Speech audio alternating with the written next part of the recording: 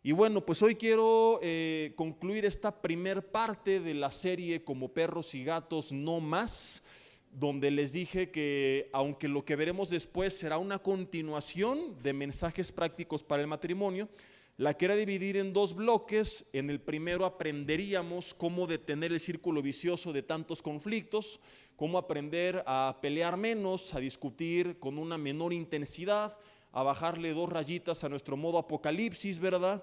A que en vez de derramar en cada pleito las 7 copas de la ira, pues nada más sean 1 o 2, ¿verdad? Y vimos y aprendimos muchas cosas bien importantes, enfatizando y recordando que no es la idea dejar de tener diferencias, porque la Biblia nos enseña que aún la casa edificada sobre la roca tendrá las mismas adversidades que la casa edificada sobre la arena.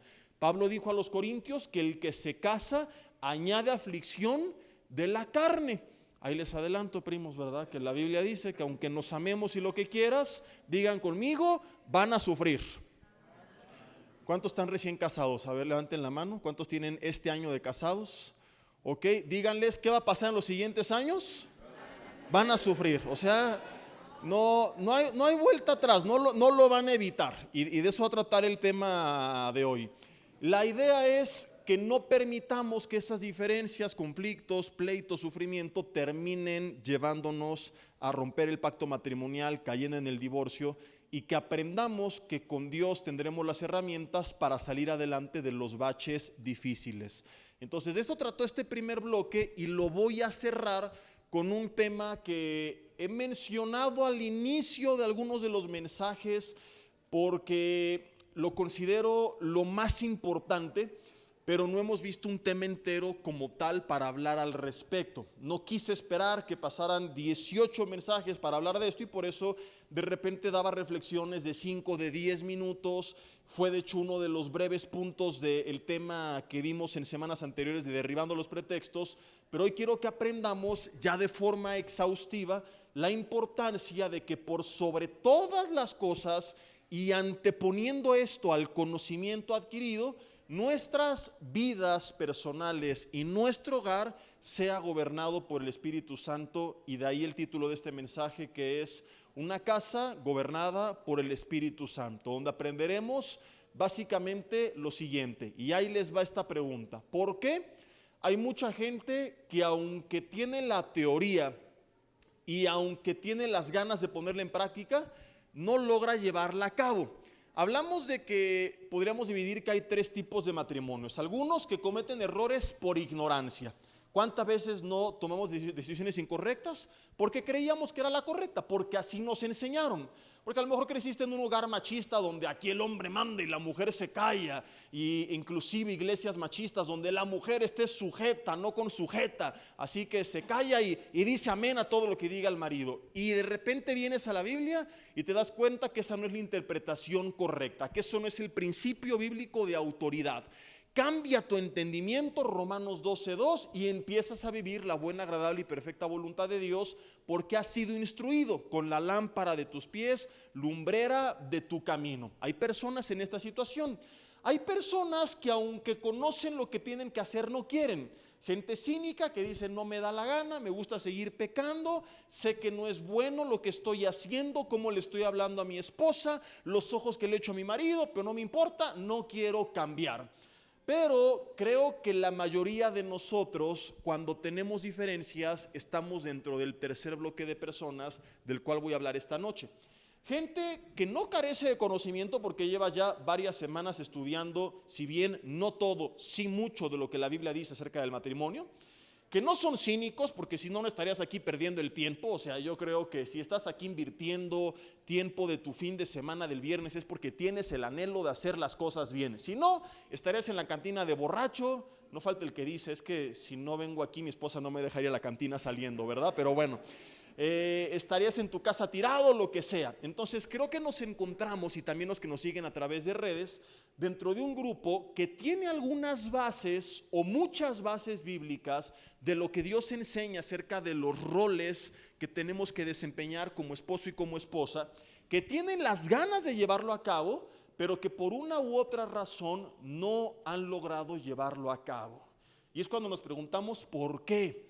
Y es cuando yo he visto algunos que se dicen textualmente, ¿y ya para qué vamos esos cursos? ¿Para qué perdemos el tiempo en la iglesia? Un día conocí una familia que entre ellos se decían, si de todas formas no cambiamos, y se dejaron de congregar, porque ellos esperaban primeramente demostrarle a Dios que habían cambiado para sentirse dignos de venir a la iglesia.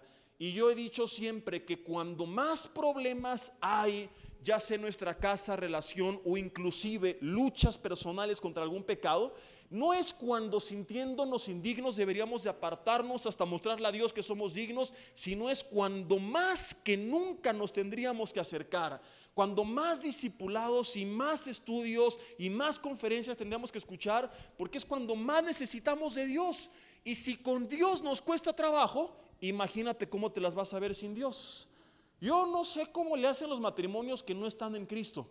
Definitivamente creo que o sobreviven o alguno de los dos ya se dejó pisotear por el otro, ¿verdad? Y he visto eso en algunos casos donde pues nada más una persona tiene carácter y la otra persona solamente dice amén, sí señor o sí señora, lo que tú digas. Pero cuando los dos ejercen su voluntad, hay muchas diferencias que a veces nos van a poner en conflicto, y por ese conflicto mucha gente claudica.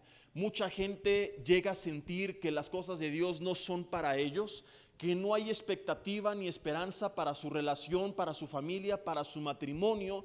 Llegan a pensar que solamente algunos matrimonios que ven en la iglesia, selectos, son los que tienen la capacidad, y nos hacemos ideas incorrectas, porque como apenas te lo predicaba el último domingo que estuve con ustedes, tenemos ideas irreales de lo que es la gente que sirve a Dios. Y aquel domingo te hacía un resumen de algunos hombres y mujeres de Dios y sus luchas personales para que entendieras que las cosas de Dios también son para ti.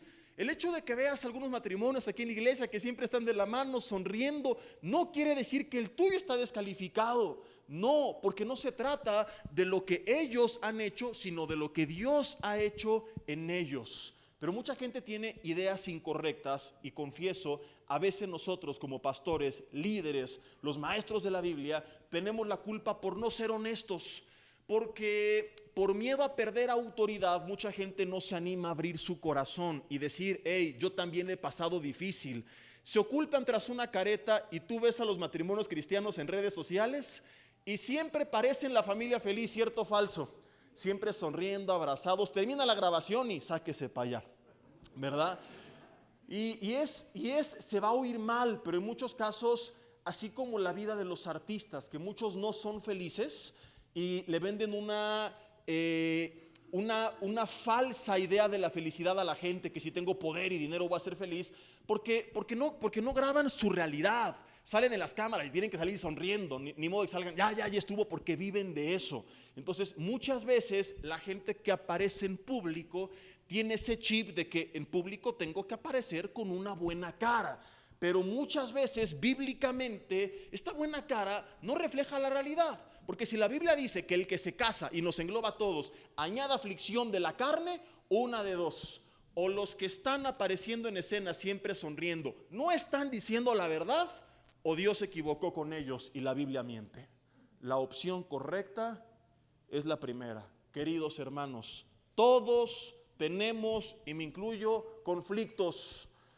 Todos, aunque veas que tenemos un matrimonio feliz y que nos amamos de verdad, y lo que yo te he dicho, ¿verdad?, de nuestro matrimonio no es perfecto, pero lo que llegas a ver es genuino. No fingimos una sonrisa. Si estoy enojado con mi esposa, no porque vengamos a la iglesia le voy a dar la mano. Ahí van a andar de chismosos a ver cuando llegamos de la mano y cuando no, ¿verdad?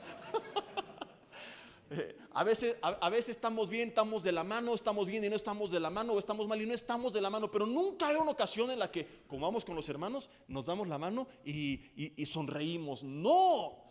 Entonces hay ocasiones en las que hemos pasado por baches complicados, por momentos difíciles, por tormentas en nuestra relación. Y a mí no me da miedo decirlo porque la Biblia dice: la casa edificada sobre la roca fue golpeada, sacudida y zarandeada por vientos, lluvias y ríos, igual que la que estaba sobre la arena. La diferencia no es que una casa no va a ser sacudida, la diferencia es que una casa va a permanecer firme y la otra no. La diferencia es que mientras otros a los 6 meses ya se divorcian, esto pasa. Ya hay jóvenes matrimonios que al año ya se están divorciando. Los que estamos en Cristo vamos a ser zarandeados y golpeados y sacudidos, y va a haber veces que tengamos ganas de ofrecer a nuestro cónyuge en holocausto vivo, agradable y perfecto. Yo estoy seguro que hay veces que había dicho: Señor, o te lo llevas o te lo mando. Y que yo he dicho: Señor, y no podrá haber un prerrapto de algunas esposas y que te la lleves, ¿verdad? Y la diferencia no es que no habrá diferencias, que no habrá conflictos. Es que quienes estamos en Cristo hallaremos tarde o temprano la respuesta y la solución, la esperanza, la fuerza, el ánimo, la humildad para afirmarnos en la roca y seguir adelante. Y que nuestra casa, a pesar de los problemas que van a existir, permanezca firme, pase lo que pase. Pero por esta falsa idea que la gente tiene de que no, el matrimonio de los pastores es perfecto. Ay, es que mira, la pastora es un arcángel, cómo le sonríe al pastor, porque no la ves en casa. Y lo mismo aplico para mí, no va a ser hipócrita, ¿verdad? Porque no está ahí el pastor y porque no me has visto en modo apocalipsis. Entonces, el problema no es que tu matrimonio no sirva. El problema es que ninguno de nosotros servimos sin Dios. Y esta es la lección más importante de la primera parte de toda esta serie. Que no se trata solamente de tener la información correcta, de decir: yo aprendí el rol del esposo, de la esposa, ya ABC, está bien, pero no es suficiente. Si todo se tratara de conocimiento, el diablo sería el mejor cristiano, porque sabe más de la Biblia que tú y que yo. Hasta se la citó a Jesús, y 3 veces, para tentarlo en el desierto. Es experto citando la Biblia. Un día escuché un predicador que me impactó con lo que dijo públicamente frente a toda la congregación. Les dijo: hermanos, o nos dijo: hermanos, el diablo sabe más de teología que tú y que yo, pero sigue siendo el diablo. Digan conmigo: tss. Es que no hay que estudiar teología. No estoy diciendo eso, porque hay una corriente donde se cree que hay que ser bien ignorantes pero espirituales, y con eso churro de mota. No hay que estudiar y que el Señor nos revele, brother, la revelación. Y no, teología es teólogos, el tratado de Dios, el estudio de Dios. ¿Qué dijo Jesús? En esto consiste la vida, que te conozcan a ti y al Padre, a quien has enviado. Según las palabras de Jesús y la definición de la palabra teología, todo cristiano debería de ser un teólogo, un estudioso de quién es Dios. Pero no es suficiente tener información, porque el conocimiento, según 1 Corintios 8:1, sin ese amor que viene a través de nuestra comunión con Dios, que nos sensibiliza y que produce el fruto del amor de Gálatas 5:22, nos va a terminar envaneciendo, lo cual sucedió con los fariseos. ¿Qué pasa entonces con muchos matrimonios que creen que tener conocimiento es suficiente? Tener conocimiento es el 50% de la ecuación, pero si mi vida no es gobernada de forma personal, para ser más claro, mi carne por el Espíritu Santo, ese conocimiento no me va a servir de nada. Y por eso que, como te he dicho, consejeros de matrimonios se terminan divorciando. Porque se nos olvida que el produce el querer como el hacer, Filipenses 2:13, es Él por su buena voluntad. ¿Sabes cuál es el problema y muy grande actualmente? Que en medio de un pseudo evangelio humanista que se centra en el ser humano, tú puedes, tú eres lo máximo, tú eres grande y Dios vio la grandeza que hay en ti, la gente empieza a creer que se trata de ellos, que tienen la capacidad. Se empiezan a apartar de Dios pensando que su información, conocimiento y estudios va a bastar, y se nos olvida la lección de antaño, que aun cuando estaban bajo la ley y creían que la podían cumplir, Dios les revela al profeta por su espíritu. Zacarías 4:6: no es cierto que será con tus fuerzas. Aun cuando ellos creían que podían cumplir la ley, desde ahí se dejaba entrever que no era posible, porque el profeta escribe: señores, no es con ejército, no es con fuerza, es con mi Santo Espíritu, dice el Señor. si no es por medio de la influencia del Espíritu Santo sobre nuestras vidas, será imposible llevar a cabo la voluntad de Dios. El mismo Pablo en Romanos capítulo 7, y digan conmigo, el Pablo, el apóstol Pablo, este grande hombre de Dios, autor de 16 de los 33 documentos que conforman el Nuevo Testamento. Si le atribuyeras a él la autoría de Hebreos, 17, la mitad más de la mitad o casi la mitad, lo escribió él. El mismo hombre no se para con caretas y dice, yo el gran Pablo que nunca peco, aquí no, él dice, no hay nada digno en mí, sino lo que he aprendido de Cristo, de donde concluye, y te voy a decir 3 cosas que él nos dijo. Número 1, imítenme a mí como yo imito a Cristo. Si no imitamos a Cristo, no hay nada que imitar en nadie. 2, no hay justo, Romanos 3:10, ni aun uno, más que el pastor y el papa, dice la Biblia. Más que yo, dijo Pablo, nadie.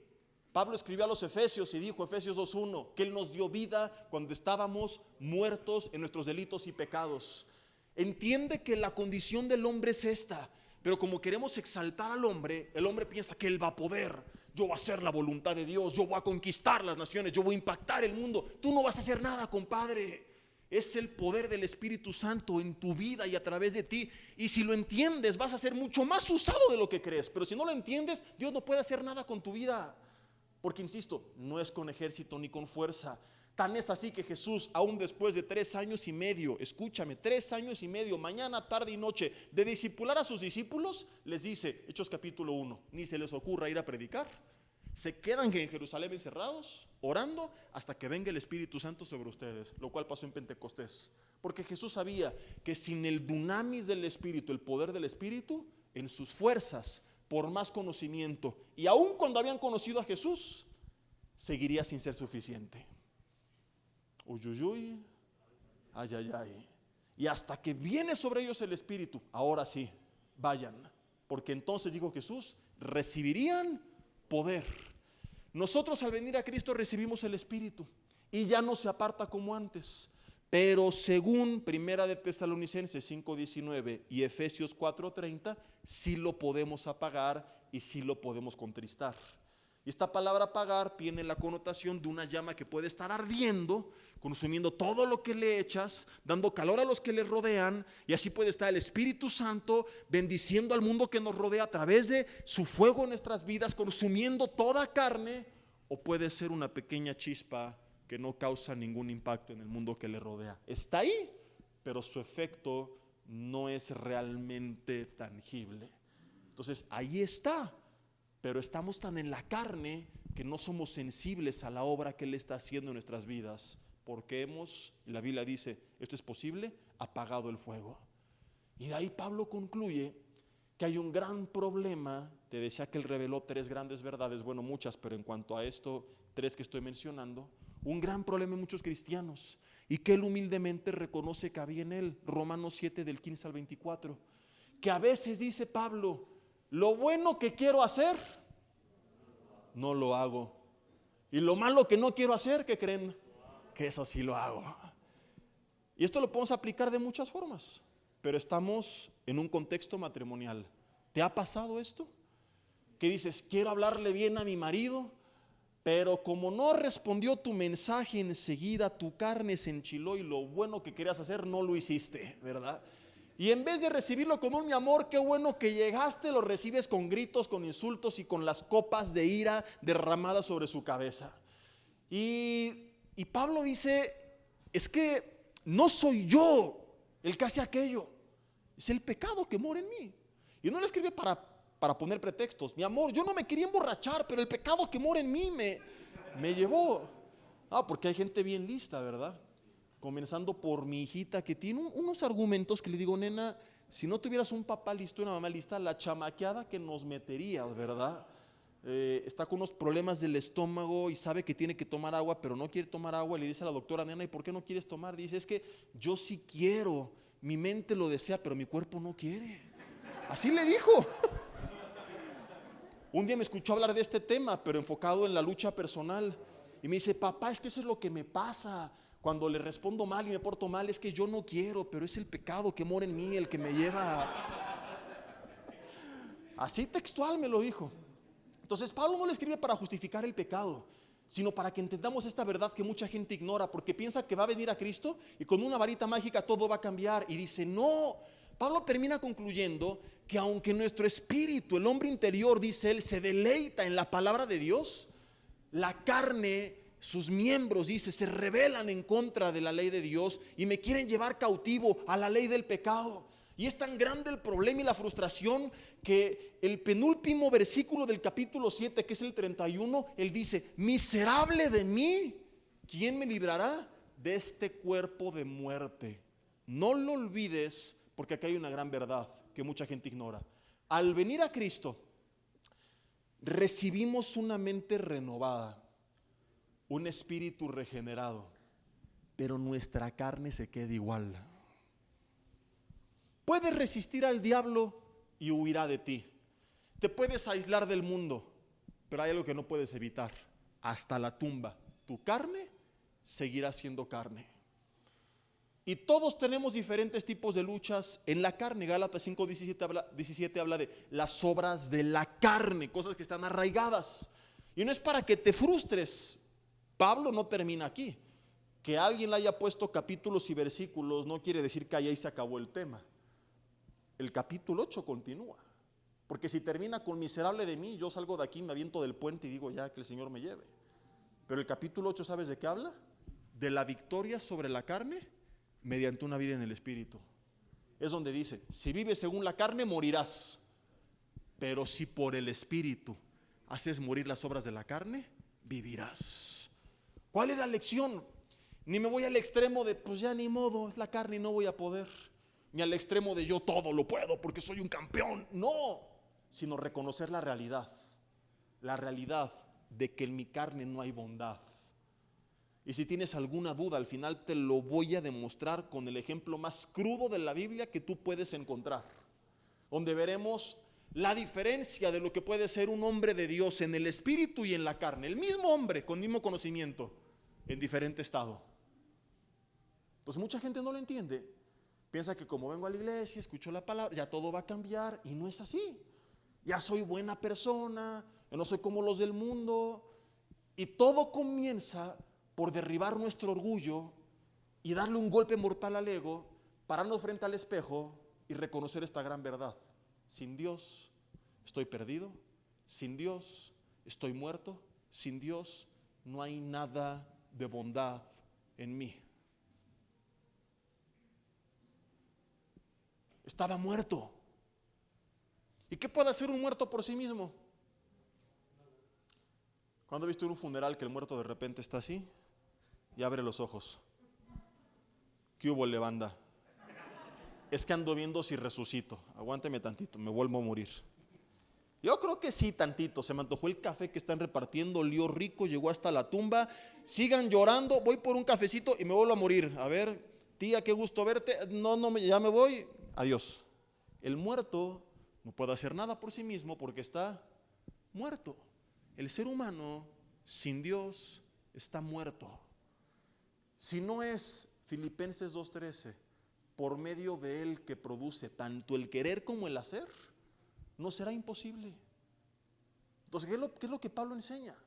Que tenemos que entender esta realidad, ubicarnos en nuestra triste realidad de que nuestra carne es terrible, para entonces tenerle entre comillas miedo, fortalecer nuestro espíritu y que por medio del espíritu nunca más la carne vuelva a gobernar y que pueda tener deseos, pero que nunca se lleven a cabo, porque siempre sea más fuerte la obra del Espíritu Santo que está dominando sobre las obras de la carne.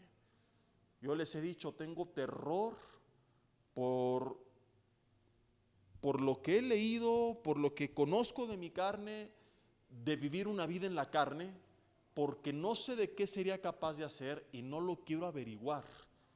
Hay gente que se confía y es el primer paso de las caídas. ¿Estoy equivocado? No. Solo que a veces primero digo la conclusión y luego cito la base bíblica para hacerlos enojar. Porque homiléticamente debe ser al revés, primero la base y luego la conclusión. Pero me gusta que los teólogos del terror digan, eso no es así.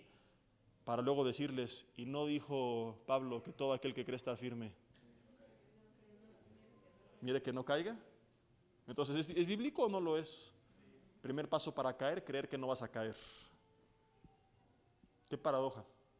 Mientras que el que está consciente de cuál vulnerable es y no se mira como firme a sí mismo, y debido a ese entendimiento depende totalmente de su comunión y relación con Dios, ese es el que se mantiene firme, el que dice, Señor, sin ti caigo y no me voy a soltar.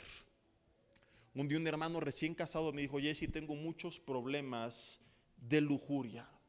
Se me van los ojos con cada mujer que pasa. He tenido pláticas inadecuadas en redes y tengo miedo de equivocarme ahora que estoy casado. Le dije, pues desde antes también, pero bueno.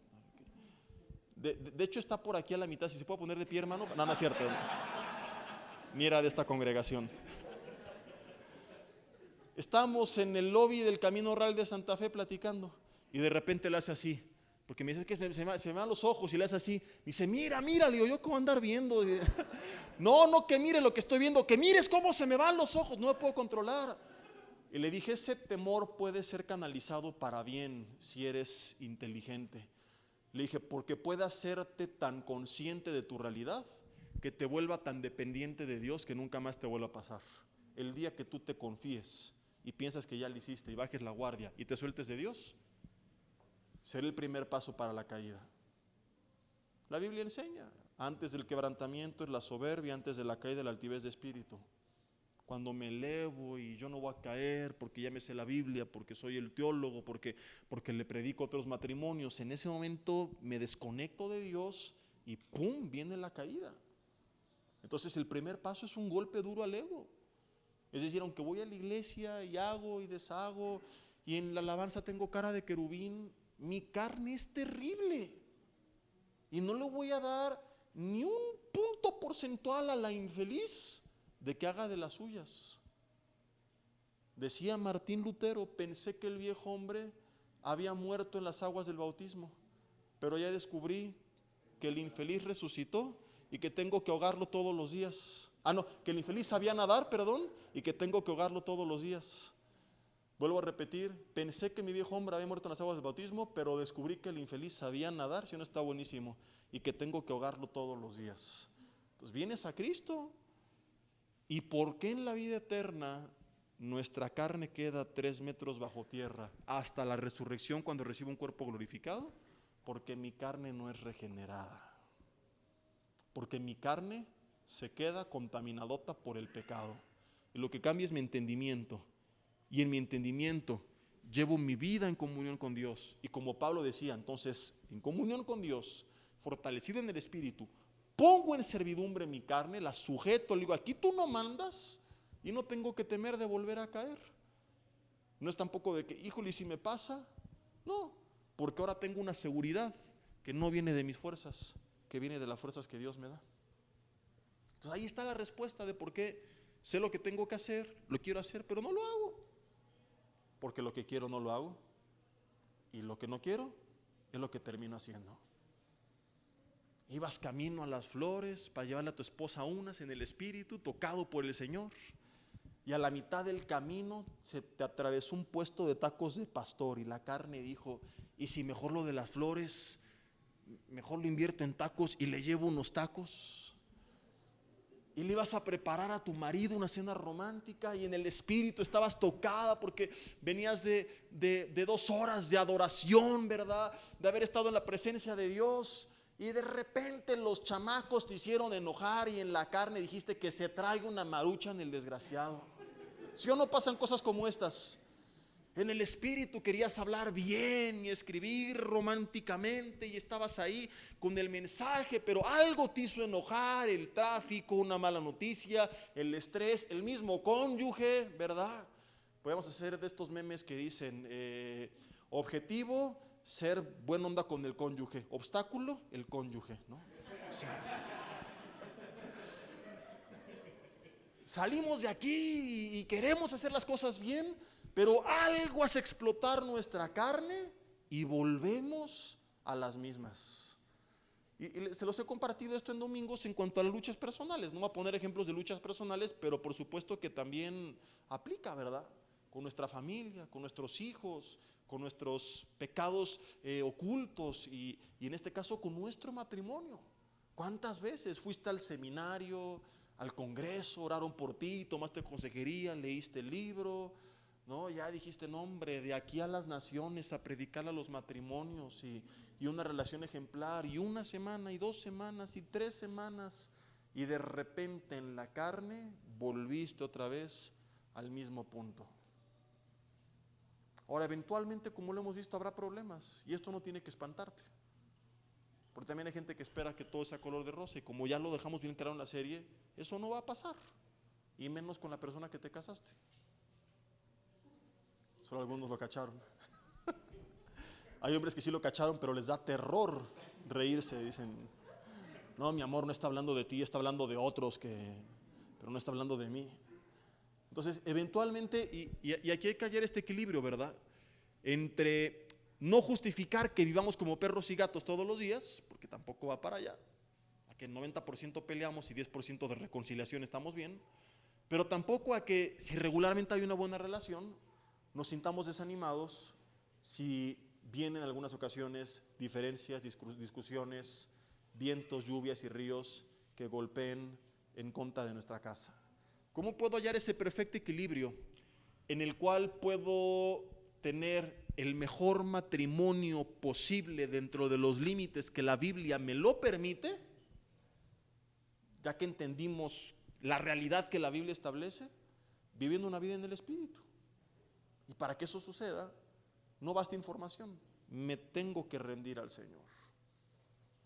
De forma individual, como matrimonio, como familia, tiene que haber una relación y tenemos que alimentarnos, no nada más los viernes, felicidades por ese tiempo, pero no será suficiente, no nada más el domingo, sino todos los días de nuestra vida. Le dijo Dios a Josué, Josué capítulo 1, de día y de noche, todos los días de tu vida meditarás en él. Nunca se va a apartar de tu boca este libro de la ley. Tenemos que meditar la palabra todos los días. No es que te la pases en iglesia todos los días, porque ni siquiera es bíblico. Ni siquiera Dios a mí como pastor, según 1 Timoteo 3, me lo autoriza. Porque si pasármela aquí implica descuidar mi familia, quedaría descalificado. No cumpliría con los requisitos para estar a cargo de la iglesia, según 1 Timoteo capítulo 3. Entonces no va para allá. Va simple y sencillamente a que de forma inteligente establezcamos momentos para buscar de Dios. Y hay una gran diferencia entre si lo hiciste o no durante tu día. Te paras y a lavarte los dientes, y las noticias, y las malas noticias, y Mafián TV, y luego el tráfico, y el jefe gritón, y las cuentas, y vienes con toda una bola de estrés, y de cuentas, y de cosas que te han puesto de malas, y surge una discusión con tu esposo o con tu esposa. ¿Cómo crees que vas a reaccionar en la carne? Si eres como una olla express a punto de explotar, la abren, ¡pah! Pero si en cambio te levantas, pones una alabanza, lees un versículo, lo empiezas a meditar, te vas al trabajo con ese versículo, con alabanzas, y los problemas y el estrés y todo, pero en tu hora de comida vuelves a regresar a la palabra y estás, como dice 1 Tesalonicenses 5:17, orando sin cesar, lo cual, si la oración se limitara a hablar, sería imposible, ni Jesús se habría cumplido con eso. Pero cuando entendemos que la oración es estar en comunión con Dios a través de todas las formas posibles, y a veces no puedo estar hablando, pero puedo estar en mi mente, en mi corazón, platicando con Dios, meditando su palabra, alabándole, enseñando de Él. Todo eso que está haciendo, alimentando mi espíritu. Y llego a la casa después de todo un día en el espíritu, y en vez de haberme regresado escuchando la mano peluda, me regresé con una prédica. ¿Cuál es mi actitud? Hasta más pasiva, más mansa. Y hay un problema, ¿qué va a pasar? No vas a evitar el problema, pero sí la reacción será muy distinta. Yo te lo he dicho y vuelvo a confesártelo, yo me he dado cuenta.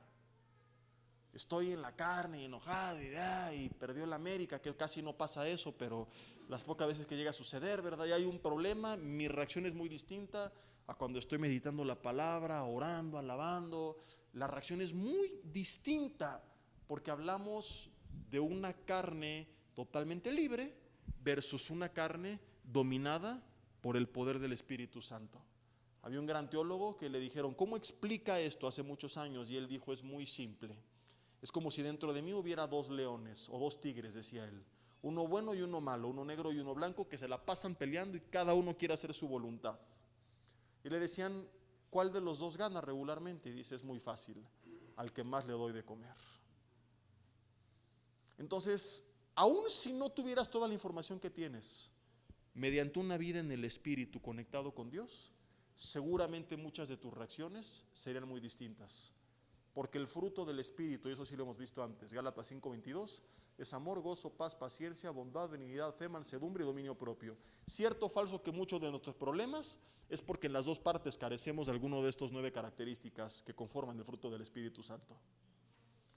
Porque a lo mejor te enojaste por la falta de fe de tu mujer en la pandemia.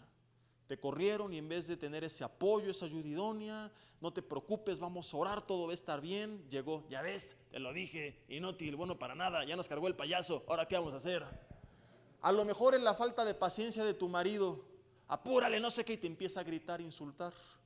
En el centro comercial, ¿cómo sería tu marido con más paciencia? ¿Cuántas dicen amén por esta palabra? ¿Cómo seríamos con más dominio propio, con mayor mansedumbre, con mayor amor, con un poco más de benignidad y menos egoísmo? Está hablando casi de la persona perfecta. Y no habla de algo que ocurrirá hasta el cielo. Aquí en la tierra esto puede existir, pero tenemos que entender, no es el fruto del esfuerzo del cristiano, es el fruto del Espíritu Santo. ¿Qué es un fruto? La consecuencia natural de una semilla que fue sembrada y que se cuidó.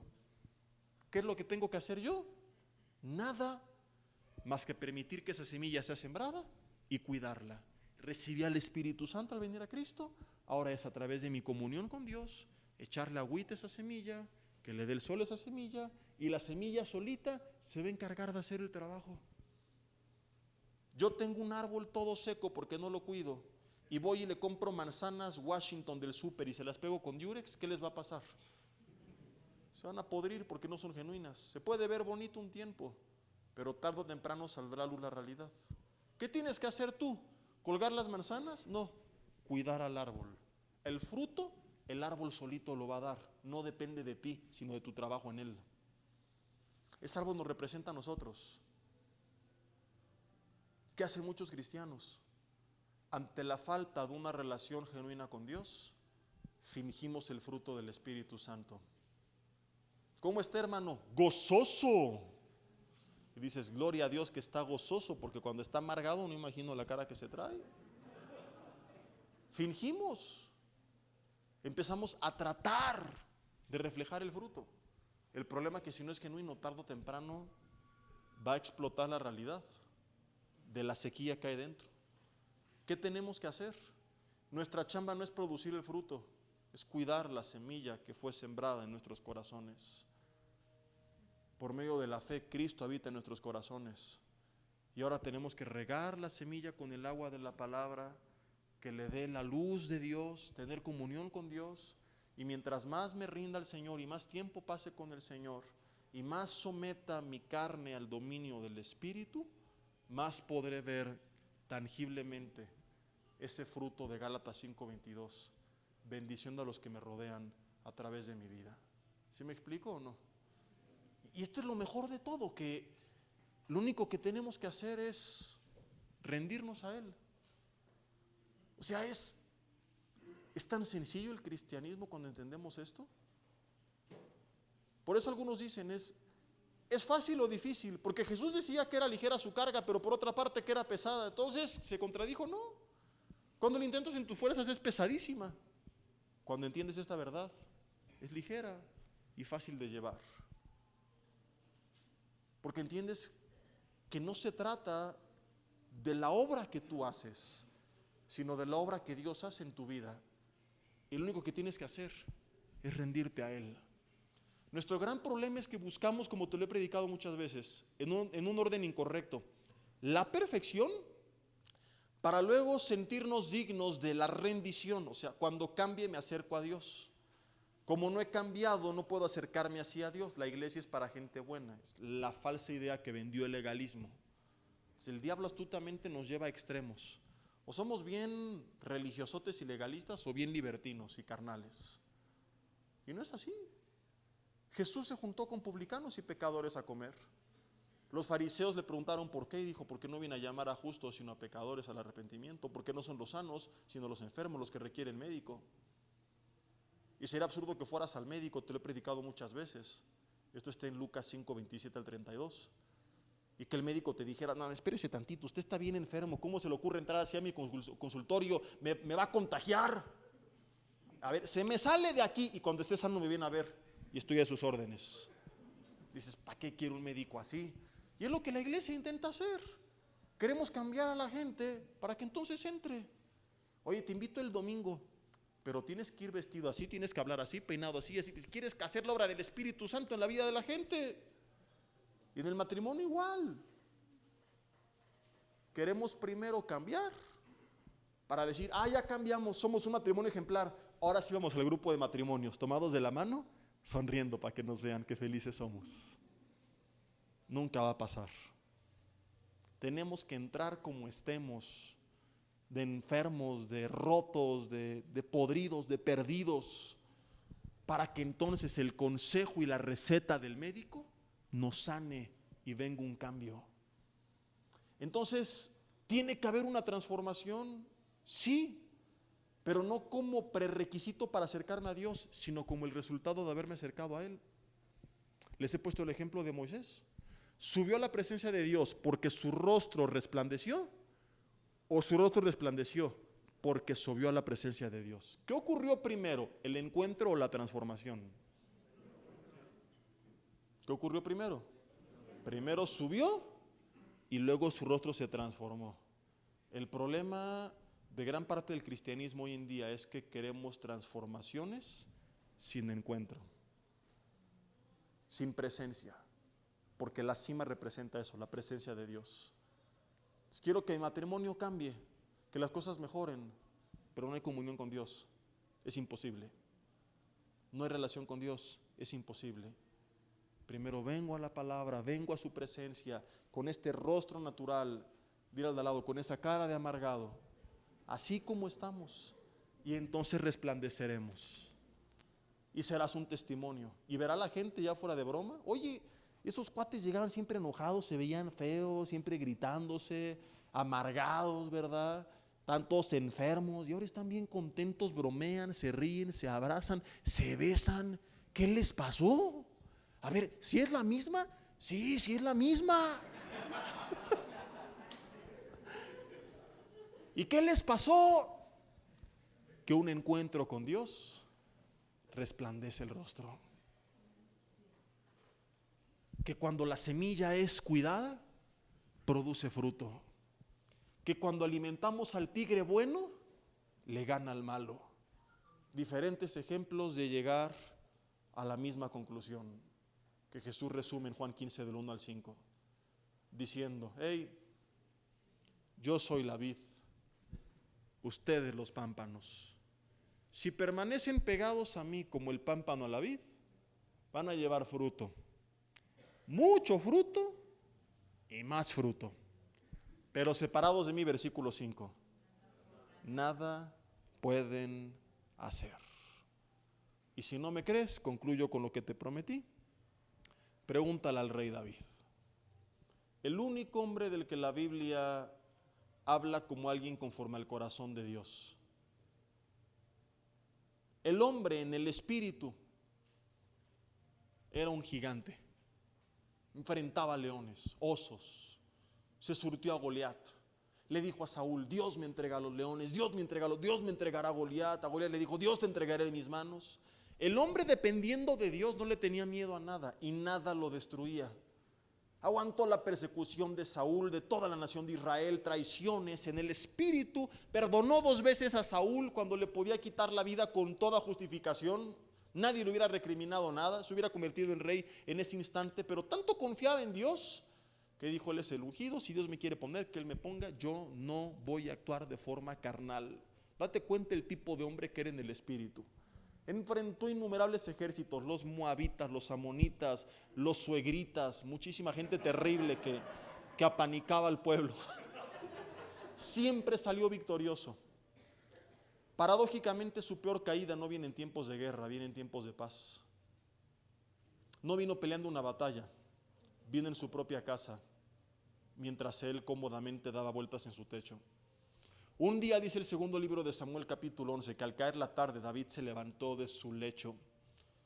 Primer problema aparente, se para tarde. Digo aparente porque bien pudo haberse dormido tarde porque se desveló, porque le dio insomnio, porque se echó unos tacos de carnitas y le cayeron pesados, porque tuvo una velada de oración. En fin, no es pecado pararse tarde.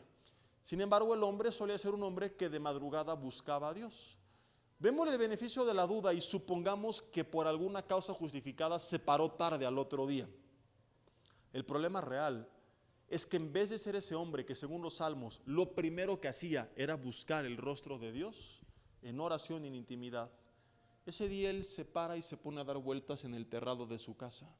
Satanás, que anda como león rugiente buscando a quien devorar, dijo: ahora es el momento. No fue con Goliat, no fue con Saúl, no fue con los amonitas, no fue con los moabitas, no fue con los sirios, no fue con la traición de Keila. Este es el momento. Y casualmente a esa hora su vecina se sale a bañar desnuda en la terraza. Algunos creen que ahí es cuando escribió el salmo que dice: mirad cuán grandes cosas ha hecho el Señor. No sabemos qué tan cierto sea.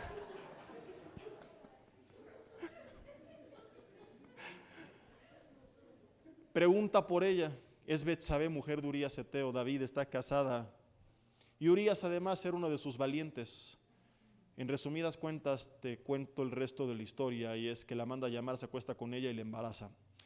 Termina teniendo una trampa a Urías Eteo, sacrificándolo junto con un grupo de hombres, afectando su ejército y su nación. Homicidio y fornicación de parte de un hombre conforme al corazón de Dios, que no tocaba ni a su peor enemigo, ahora lo tienes mandando matar a un inocente. Y la gente habla de Urías Eteo, pero no ve que en la trampa tenía que ir Urías junto con un grupo de personas, porque Urías no hubiera caído si lo mandan solo. O sea que no nada más mató a Urías, la gente habla de un homicidio, fue múltiple. Amerito unos yuyuya yayay, porque no lo hemos meditado. Lee la trampa que le tendió.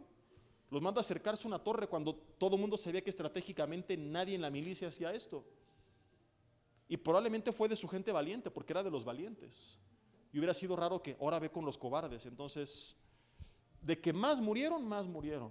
De que probablemente iban algunos valientes, quizá.